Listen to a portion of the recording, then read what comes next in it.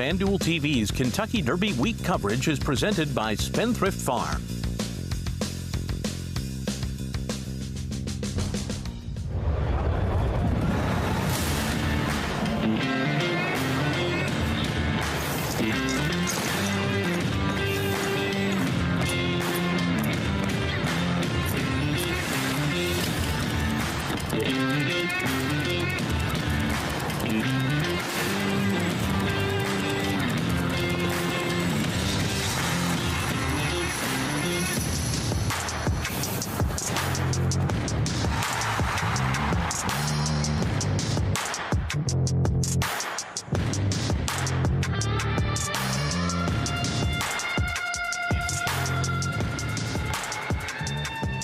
Welcome to Churchill Downs here as Breakfast at the Derby returns. And Renegade outstretching his legs in Florida. We'll take a look at his most recent work.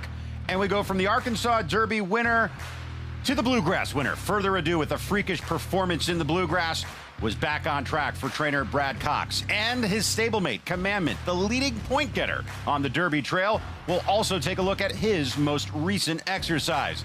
And the Lord said unto Moses, I leave with you my greatest commandment. Thou shalt not sleep through breakfast at the Derby.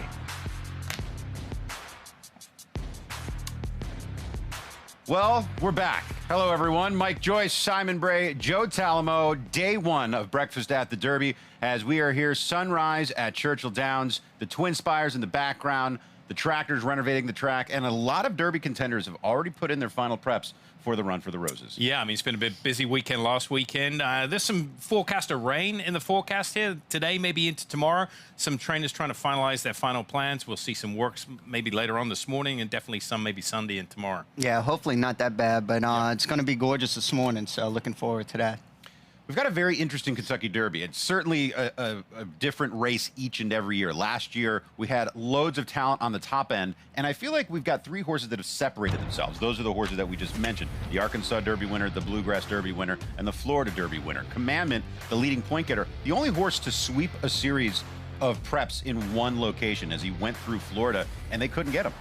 Yeah, it's exactly right. And, you know, with the back-end weighted preps, obviously those major races, those horses are going to jump to the top of the list. But, yeah, there's not much between them. That's why morning line, you're talking about 4-1 is the morning line favorite right now. Probably Renegade coming off that win in the Arkansas Derby. There's a look at it. Now, we've got Intrepido sitting on the outside waiting to get in. He's likely to run now with the scratch of the Michael McCarthy runner who won the Jeff Ruby. They're going to offer the American Turf there. So now, first one out is litmus test for Bob Baffert, we saw work very quickly yesterday. Very quickly. Surprising. Worked 5/8 out of the gate yesterday with Martin Garcia aboard. I wonder if the, going to the lead is on their mind if they get in. I would have to think so. He'll be up there. And nobody's hoping for a defection, but you have to be ready in case there is one. Now, let's take a look. We can't do it ourselves, although we talk enough to. Let's take a look at the crew we have assembled. Of course, we're going to be here. We've got Scott Hazelton out at Lexington. We've got Joaquin Jaime on the backstretch, and Andy Biancone as well, as we start with Joaquin, who's standing at the Brad Cox barn.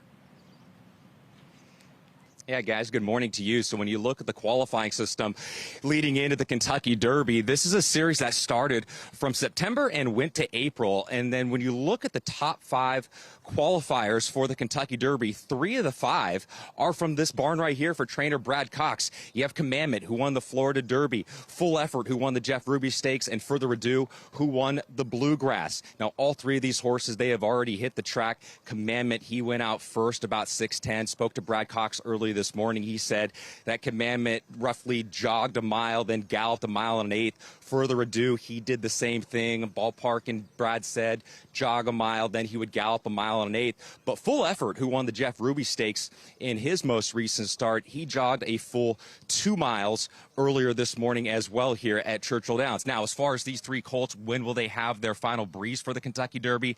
Brad Cox told me he's still leaning towards Saturday or Sunday. That is all depending on the weather, but most likely the weather forecast starting to clear up a little bit here, so he's probably leaning towards Saturday for the final breezes for the Kentucky Derby starters for trainer Brad Cox. So Andy Biancone, at least as far as this morning, the work is done for the 3 runners for Brad Cox going into the first Saturday in May.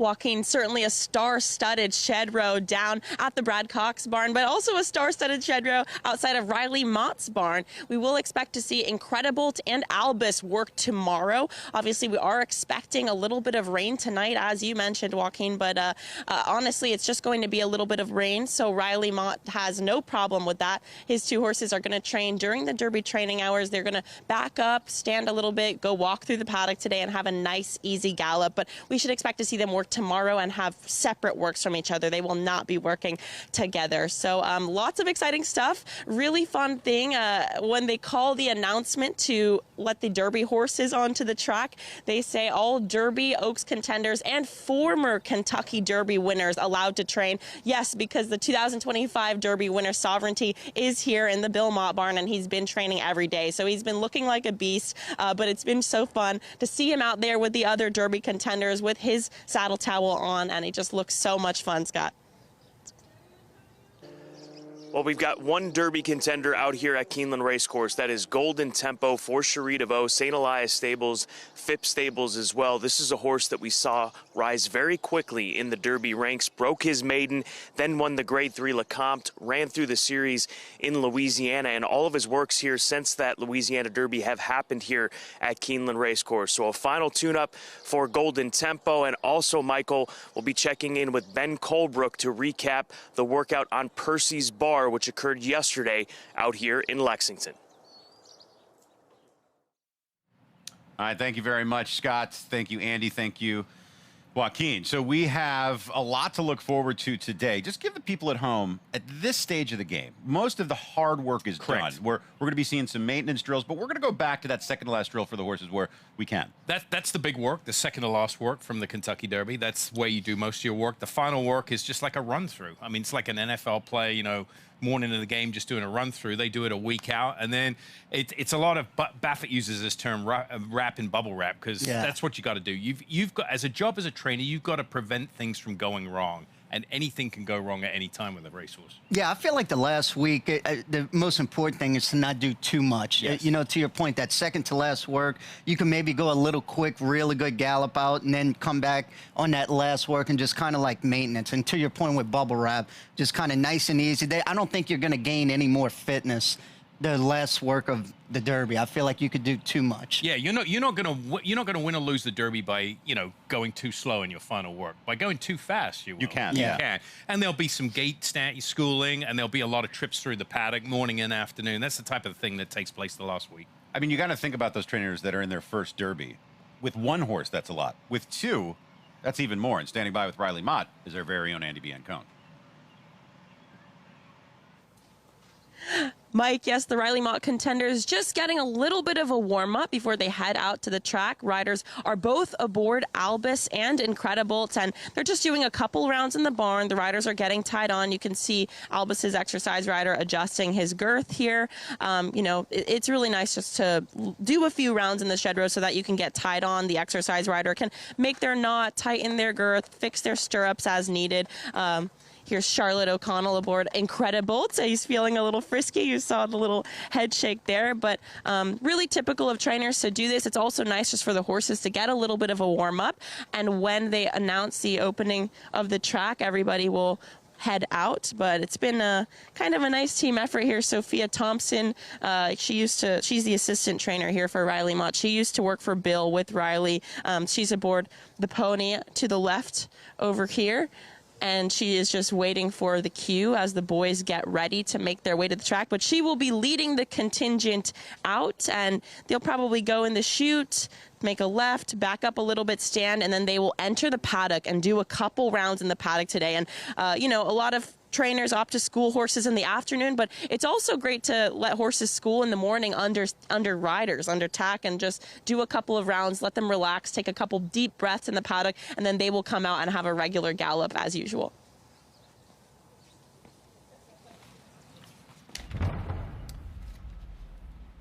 Thank you, Andy. Here's a look at 6 Speed. And here's 6 Speed coming onto the track. This is right by the gap there, and you can see being walked on. And just getting a feel for the environs.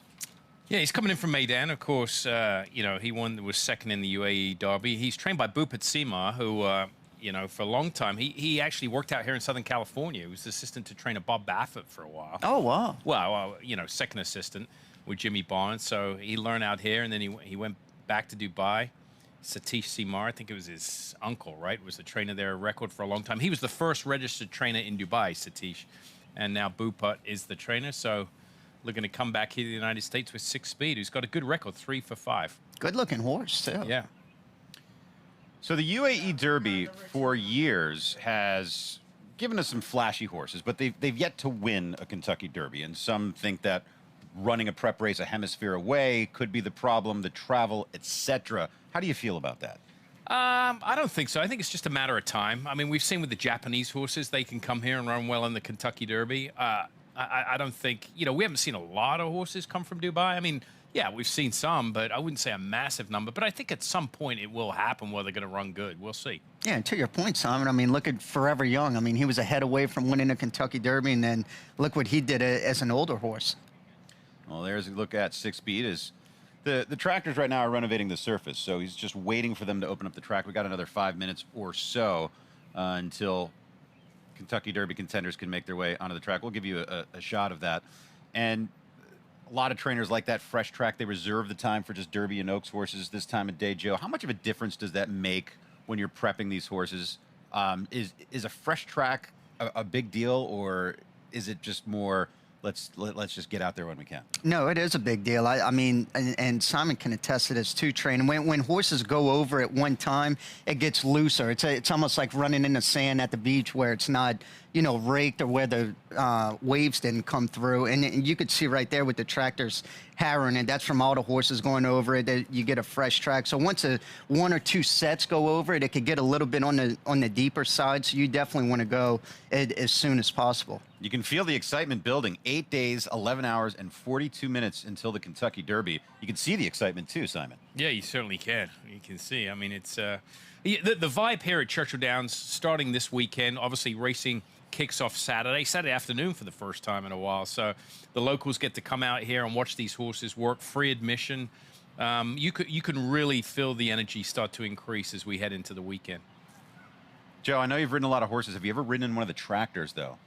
I have not. Well, I learned how to drive in a tractor. That's one. Well, we knew that. That's one thing I got for you. Let's check in with Joaquin.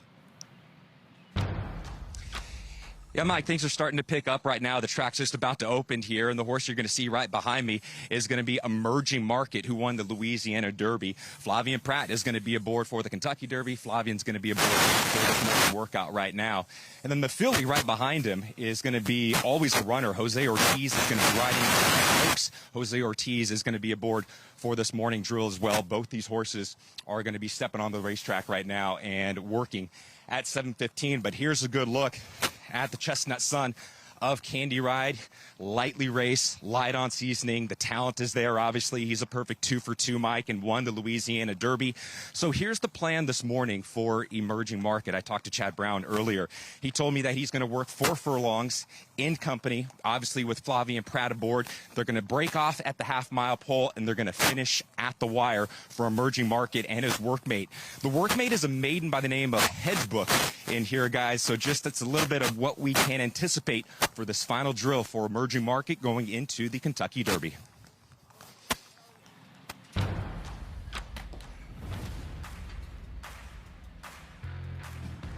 As easy as 1, 2, 3. Emerging Market making only his 3rd start in the Kentucky Derby. Only his 3rd career start. So how have horses done with 2 starts in the past? Well, it's been since Leonatus in 1883 since we've had a winner. Yeah, I mean, it just goes to underscore, you know, you need experience. I guess the most recent prime example of this would be Justify. He had 3 starts going into the Kentucky Derby, won it in his 4th start, but you are giving up so much in experience.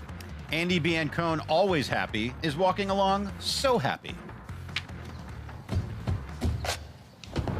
Well, Mike, so happy, is certainly looking so happy as he prepares to put in his final 5/8 drill before the Kentucky Derby. Hall of Fame jockey Mike Smith is aboard. Seems to be wearing some meta glasses. Very interesting. But so happy, just going an easy 5/8. Like you guys said, this is just a maintenance work at this point, kind of like a rehearsal. But Mike Smith cheesing, giving So Happy a ton of pets, and he's just standing very kind here as we watch the tractors pass by. And like I said, Mike Smith's just going to do an easy little work with him, a nice 5/8, stretch his legs over the track, and really good to see Mike aboard. So happy. And honestly, I got chills the other day just reading about what Mike was thinking coming down to the wire in the Santa Anita Derby. Obviously, Mark Glatt's wife, Dina Glatt, of 25 years, passed away of sudden heart failure just before the Santa Anita Derby. And, you know, down the lane, Mike said, "Come on, Dina, let's do this together." And he, you know, certainly feels like there is a bit of an angel riding on So Happy as well. But just really special stuff. And I swear I just got chills reading that the other day. So just very cool to see So Happy in person and Mike Smith aboard him as well. And Andy, we all were there at Santa Anita during that moment. And post-race for Mark Glatt, he's not a guy that has really shown a lot of emotion. The only emotion he's really shown is he gets a little gruff with us at times with the reporters, but one of the best horsemen in California, a tremendous trainer, and you saw some of that emotion coming out. I mean, it's an unthinkable difficulty that he has to deal with this, but sometimes the horses are the refuge, and So Happy just providing such a refuge for the entire Glatt family. Yeah, I mean, the story around it is just be remarkable if this horse wins. And you know, ironically, this horse is kind of named after him. Dina loved the name of this horse because if you know Mark Glatt, I mean, he never smiles. I've teased him on camera. I've reported so many times, and he loved it. He'll win a Grade 1. And Mark Glatt would be on camera just with a stoic face. I'm like, you look so happy, Mark. And they named this horse So Happy after him.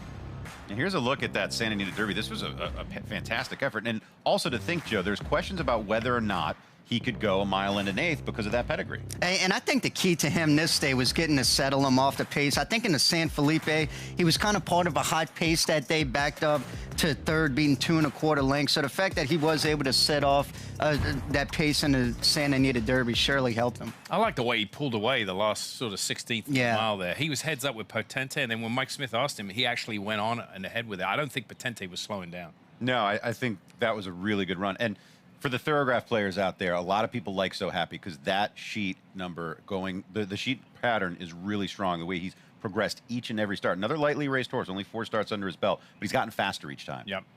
So he's certainly a contender. And I think you said that Chief Wallaby is going to be the wise guy horse. I think So Happy might be the opposite of that. He might be the horse that goes off at a price because people just aren't thinking, hey, he's going to be able to do it. And I think he's got every bit of a right to win this Derby as anybody else. Let's go to Andy.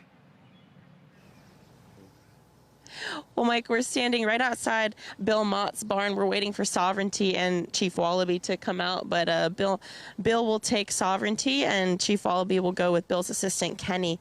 But they're just making their final rounds of the barn, similar to what we saw in the Riley Mott barn, just making a few rounds in the barn, letting the horses take a deep breath, letting them warm up a little bit, and giving the riders a moment to just get tied on and adjust their equipment, tie their knots before they head out to the track. Some trainers prefer to stand right by the gap, but I do think it's nice that these horses can just get a couple rounds to walk and warm up before they head out. But we will come back shortly as soon as we see Sovereignty and Chief Wallaby head out.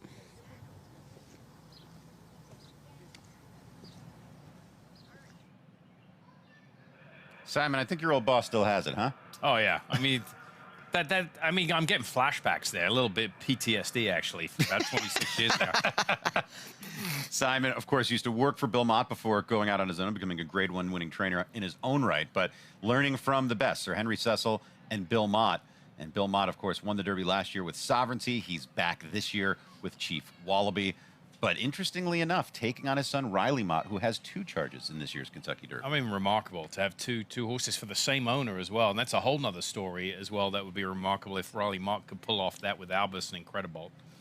As you can see, the horse is coming out onto the racetrack now. There's a look at Emerging Market.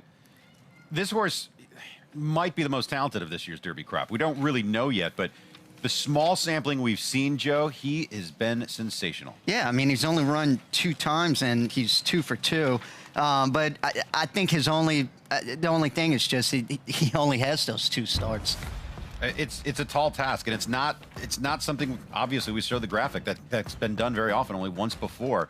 But look at this run in the Louisiana Derby. Mile and 3/16, the longest prep race in North America. He seems to be getting every inch of that ground.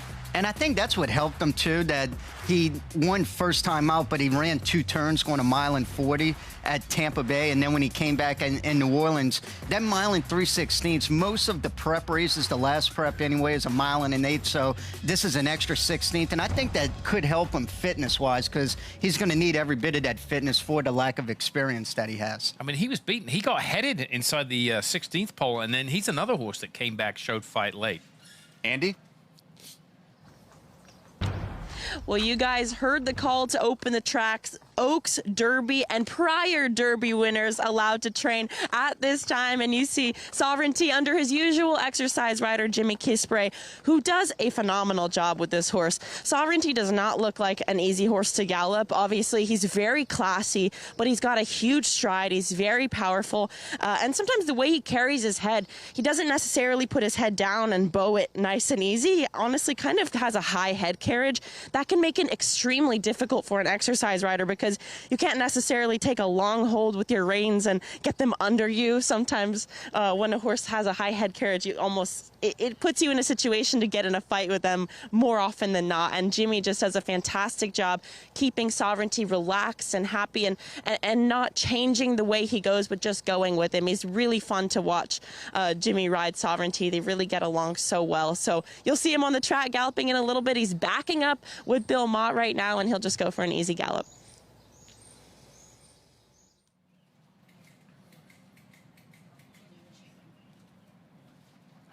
I mean, flashbacks to yesteryear when Sovereignty stole the show on the breakfast shows. It was all Sovereignty and journalism last year, and it paid off because they ran 1-2 in the Derby. Yeah, I mean, they tipped their hand all week last year, and hopefully we'll, starting here today on day one, the next 7-8 days, we'll get another couple of horses to do the same thing. Here's Emerging Market going with a stablemate. He's, like we said, he's lightly raced, but, Chap Brown's had success bringing lightly raced horses in the Kentucky Derby. He hasn't won, but, they've been right there and run well. So we'll see what he does here. This horse's last work, too, was 48-2 at Payson Park.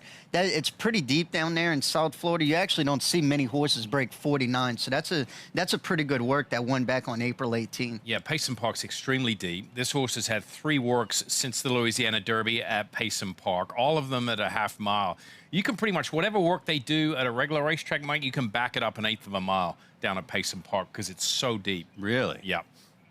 And we're going to take a look at that April 18th work at Payson Park. We got that. Is he going to work today? He's going to work right now. Oh. Well, let's take a look at this one first, and then we'll bring you the live work in just a moment. This is from April 18th. As we take a look at Emerging Market, you can see the chestnut on the inside. Yeah, and he's doing it pretty well within himself, too. Inside, I think the work prior to that, he worked outside, so a lot of times you want to switch him up. But this is really good. It doesn't even look like he's exerting that much energy. No, very fluid, got a good way of going. I mean, he's in company, very manageable with the rider. He's not too aggressive. He's doing everything he's asked. And there you see the time, 48.40, 48-2. And just perfect workout here. And like we said, Payson's much deeper. I don't think you'll ever see a 6 furlong workout at Payson. It's a nice moving animal, though. It's a shame he only has the 2 prep races. If he had a little more foundation, you'd be a little more confident if you're sending him in there. But Chad Brown is as good a trainer as any in the game. And I'm sure he would have liked to have another prep under his belt. But do you think he's got the ability to get this horse tight enough?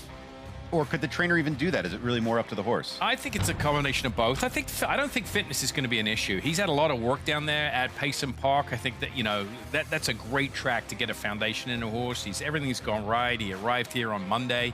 So I don't have any problem with the fitness. It's just the experience. But one thing I will say about him, he's got a perfect running style. He's not coming from downtown, and he's not on the lead. He gets that tracking trip about 2 lengths off the lead. Yeah, and even going a mile and a 3/16 in New Orleans, they went 46-1. I mean, that's pretty quick for that distance, and he was only 3.5 lengths off that pace. Now, here he is right now, Joe. Tell us, what's the exercise rider doing? It looks like he's really trying to restrain this one. Yeah, just trying not to go too quick. Again, this is his last work. I think that last work, that 48-2, it was kind of the one where they wanted to get a lot out of it. So they just want to try and go nice and easy. Another maybe 48 and change, 49 flat. So what's the thinking then if you want them to go nice and easy, but you work them in company? Because I always thought if you put them in company, they're going to try harder. They are, but the type of you can go around there on the bridle, especially this week. You see he's on the outside. Yeah. It'll be a little easier for him to sit maybe half a length and just draw up. Sometimes when horses work together on the bridle, yeah, I mean, an aggressive horse you don't want to put in company, they'll run off. But if you know your horse, you want them on the bridle. You want the reins tight so that, you know, they don't misstep or they don't flounder. Keep them collected together. You just want them to go, you know, like that. A final half-mile workout before a race where they go in company and just let him stretch his legs on out. Visually, we don't have the time yet. What would you grade that work? I give it an A. I mean, there's absolutely nothing you can say against it. And look at his ears, too, flipping up. That you could tell he's not under any distress at all, just absolutely cruising. That's exactly what you want to see in a last workout. He is a gorgeous animal. He moves very well, too.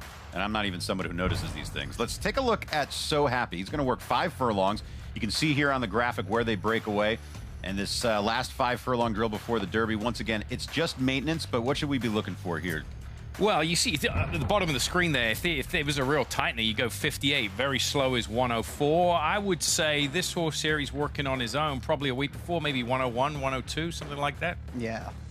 And as far as how this horse moves, Joe, what do you notice as he just breaks away from the pony now? I mean, yeah, he's just at about the 5.5 there, so you could see Mike moving his hands a little bit just to get him up into it. And one thing I've noticed about prior works is So Happy, he's not like a wow horse. No. That when he works, even his last work in 59 and 3, which is quick time-wise, he's not a real flashy horse. As you could see right here, he's just kind of going through the motions, but in a good way, though.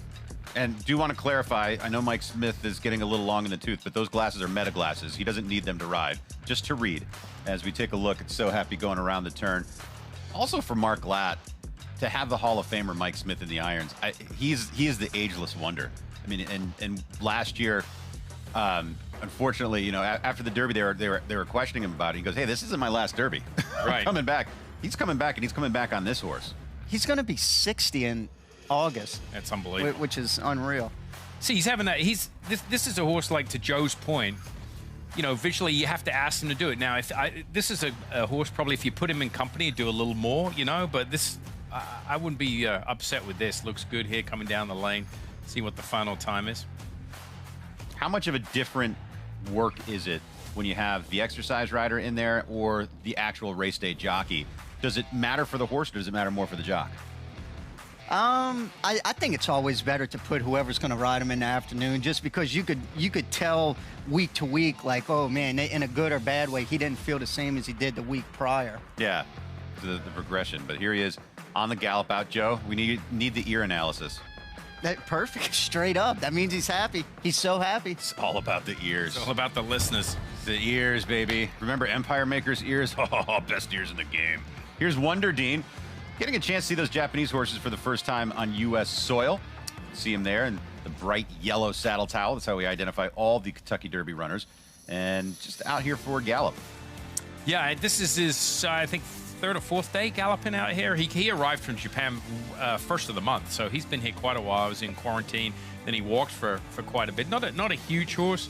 You know, and the Japanese runners now, we've got to see them the last several years here. They spend a lot of time outside of the stall. They'll walk, you know, a good 45 minutes, 50 minutes before they go onto the track. Then they'll do their exercise, and they'll come back and they'll walk again. They're out of the stall for over 2 hours in the morning usually. And they train so much more differently work-wise compared to the U.S. Yes, this isn't the Miho Training Center. No. It's Churchill Downs. So how different is it for these horses to be here and training in a situation like this? Is it virtually similar, or are there a lot of differences they got to take in? Yeah, they don't usually train on an oval at the training centers in Japan. Having visited there, a lot of straight gallops, but obviously there's a little workout here, and he's moving over the ground extremely well. And you can see here with that pedigree, he's by D Majesty, a Japanese horse, but by Deep Impact, so stretching out kind of nicely. They're not a huge horse. No, he's scooting along there pretty Yeah. good, though. Just galloping by us here, too. You can hear him. So there's a look at Wonder Dean. Let's take a look at the UAE Derby. Wonder Dean, of course, gets in with 106 points. Here's that UAE Derby. Christian DeMuro was aboard that day. Take us through this stretch drive. And look, the UAE Derby, 1.25 miles, much the same like the Kentucky Derby. The only prep race that goes the actual 10 furlongs. Yeah, well, the one thing about these Japanese horses, the dirt tracks in Japan, we talked about how deep Payson Park is. They're like that. They're extremely deep. They're very beachy. They don't put a lot of water on the racetrack, so it's a very demanding surface. And you can see the further he goes, he just kind of grinds it out here. They're not flying home, but it's a battle of stamina, and he wins it. And I think that's such an advantage there, and a place like Payson Park on a deeper track. When they come to a quicker track like Churchill Downs, they skip right over. Yep. Here's a look at Albus off a maiden victory into the Wood Memorial and scores to give Riley Mott his second Derby starter in 2026. Out on the racetrack here. And look, 100 points cold. Him and Emerging Market, both of which just had a maiden score. He had a number of races prior to the maiden, so a little more foundation there. Yeah, he did, but it's remarkable to go from a maiden into the win in the Wood Memorial. The problem I have, not with the horse or any of that, I just don't know how strong the Wood Memorial was. Yeah. I totally.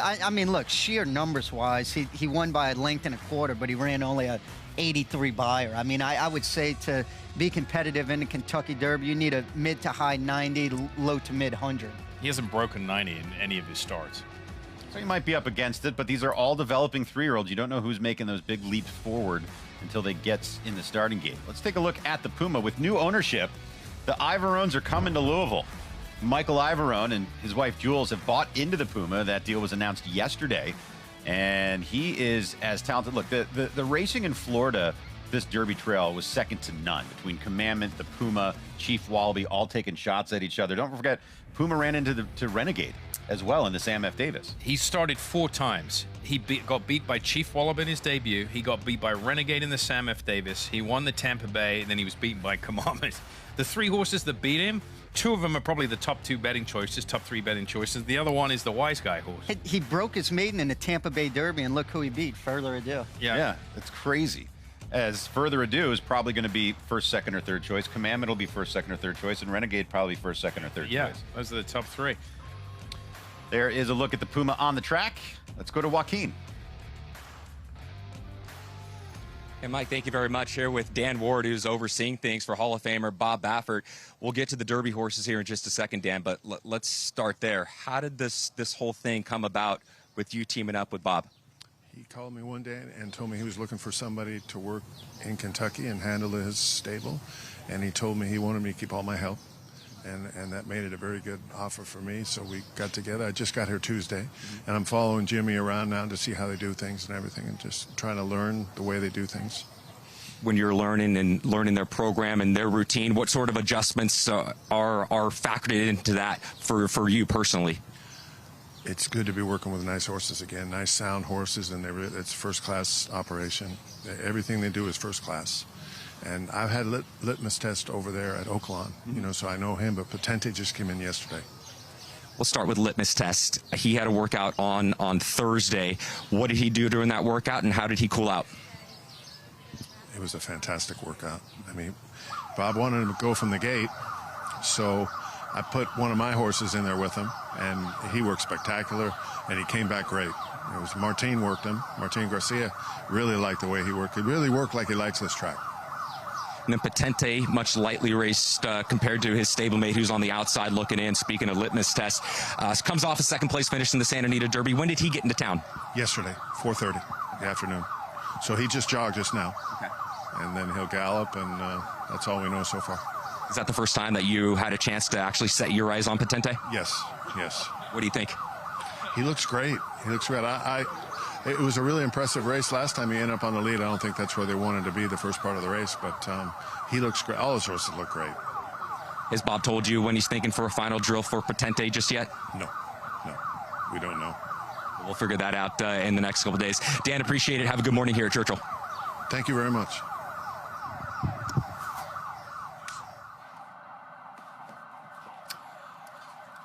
So the sirens are going off right now because there is an injured horse on the racetrack. So while they deal with that, everything hits pause, lets everyone know to stay away and make their way off the track for the time being. We're going to take a break. Hopefully this situation resolves before we come back. We'll update you on the other side when we return to breakfast at the Derby.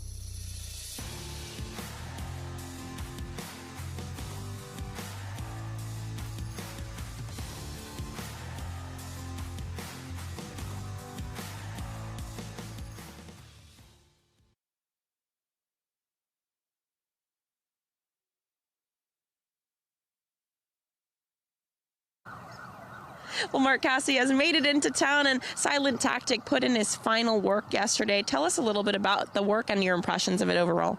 You know, I thought he worked good. He kind of just goes around there. If we'd wanted him to go real fast, we would give him some company. But I thought it was a good work.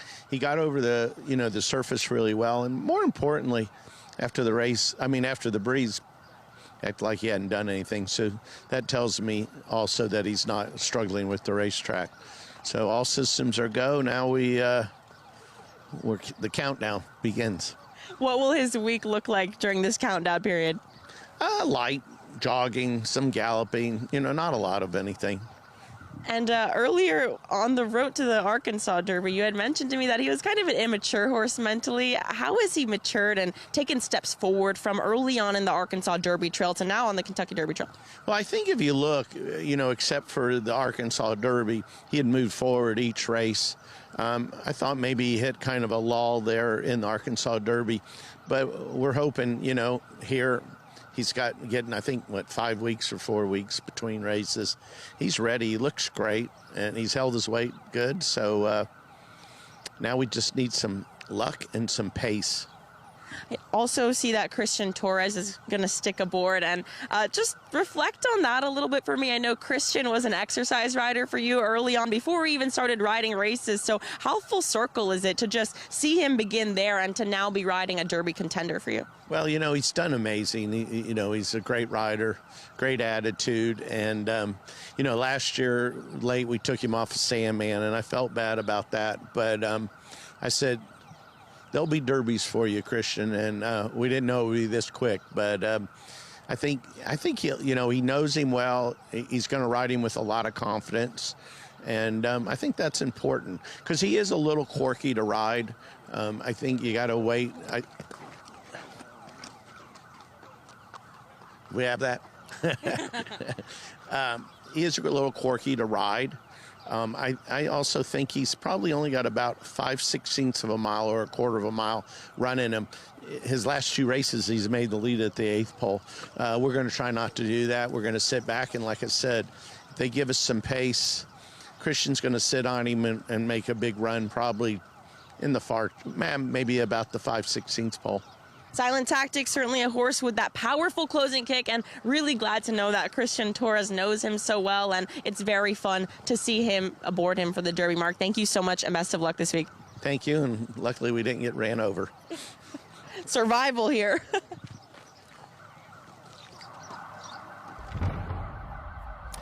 Yeah, Andy, you and your camera guy can go ahead and put in for hazard pay. There's Silent Tactic on April the 23rd. This was yesterday, right around sunrise. It's a very, very accomplished horse for this stage of the game. Where danced every dance in Arkansas, hit the board every time, got a win under his belt. Very talented. Very sound horse. He's been on the go since January, and you heard what Mark Casse said there. He'll do what you want him to do, and he kind of practices like he plays. He doesn't show any speed in the afternoon. He kind of just sits back there, comes with a run. And I think that's the key. Key is getting a trip and presenting him at the right time. Mark said he's only got about a quarter-mile run. You don't want to hit the front too soon. Yeah, and he makes a good point, too. When he won the Southwest, he came from virtually last in there. And then in the Rebel and Arkansas Derby, I mean, he ran in the Class President and Renegade. Unfortunately, Class President not going to run in the Derby, but two really accomplished horses. But, I mean, he's never been worse than second in 6 career starts. No, he's good. Look, I know Renegade ran by him like he was tied to a post. He was dealing with a foot bruise. Mark Casse said that he's doing better now than he was going into the Arkansas Derby. Foot bruise is pretty common. Horses deal with that at times, but he'd had it, 4 weeks prior and didn't really get him 100% tight. But I also think by design, you don't want your horse 100% tight in that final prep. You want them to get in the Derby, but you don't want them spent going into the Derby. Yeah, that's exactly right. And I think Mark's, changed, I wouldn't say changed his training routine, but he's adjusted maybe over the last several years. He's not as hard on his horses in the morning, runs them a lot, big gaps between works, a lot of jogging, a lot of light galloping.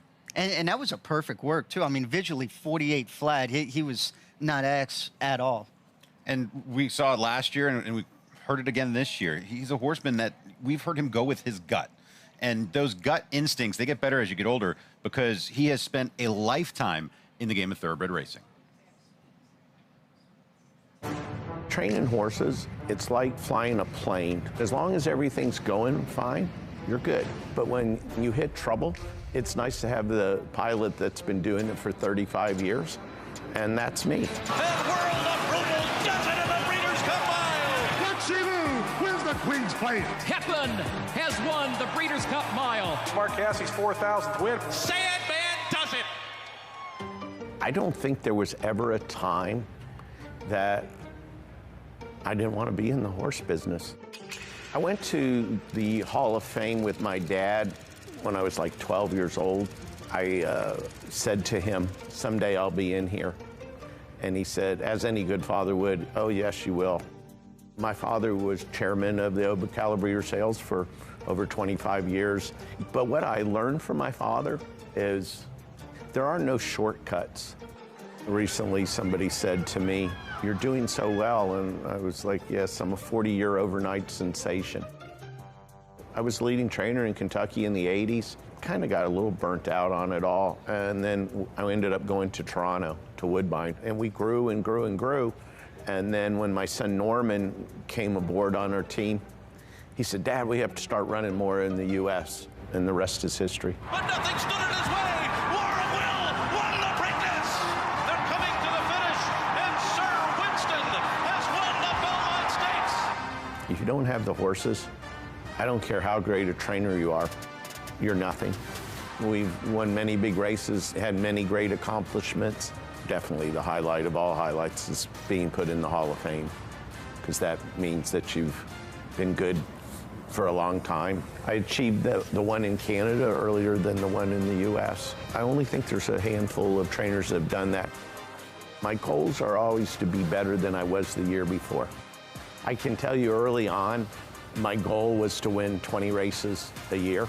Last year, we won almost 250 races, so things have changed. I probably watch more horses train in one day than most trainers watch train in 2 weeks. I love waking up in the morning and knowing that we have these horses to run. We've had 25 millionaires. To win $1 million, you have to be good over a period of time and a period of years. My most memorable win would be Tepin at Royal Ascot. We got to meet the Queen. But you talk to the average person, they ask, have you ever won the Kentucky Derby? They don't realize how hard it is to do it, but I haven't done that yet. We won a Preakness and a Belmont. I'm not getting any younger. I don't know how many more chances that I'm going to have at it. So it's exciting to have horses that have a possibility to accomplish that dream. Let's get it done.